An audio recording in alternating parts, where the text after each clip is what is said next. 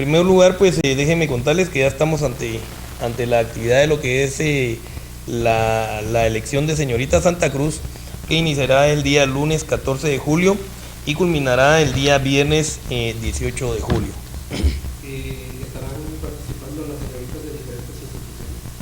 Sí, déjenme contarles que gracias a Dios este año hemos tenido una mejor convocatoria, las cosas pues han caminado de mejor forma y gracias a Dios pues ya con un poco de experiencia hemos tratado de hacer de mejor forma las cosas.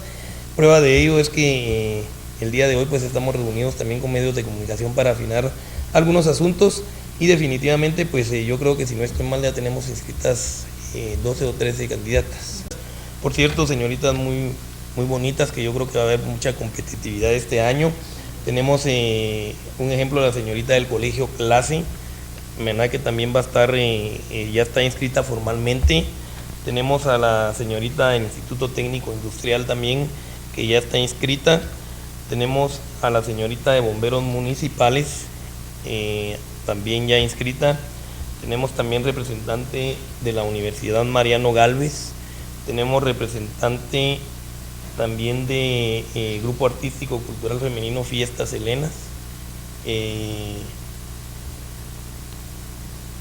Sí, Fiestas Helenas del 16 de agosto. También tenemos a la señorita que va a representar Salón de Belleza, Lucía, ¿verdad? Tenemos también al convite femenino 1 de mayo con su representante. Tenemos a la señorita de la Escuela Normal de Educación Física.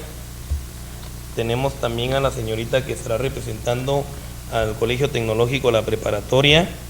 También tenemos ya inscrita a la señorita que representará al convite centenario el 17 de agosto.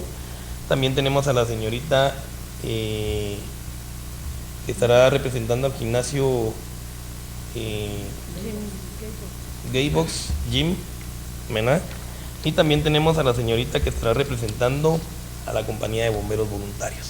Todas estas señoritas que están inscritas y que ya están dentro de este folio son las que ya están formalmente inscritas.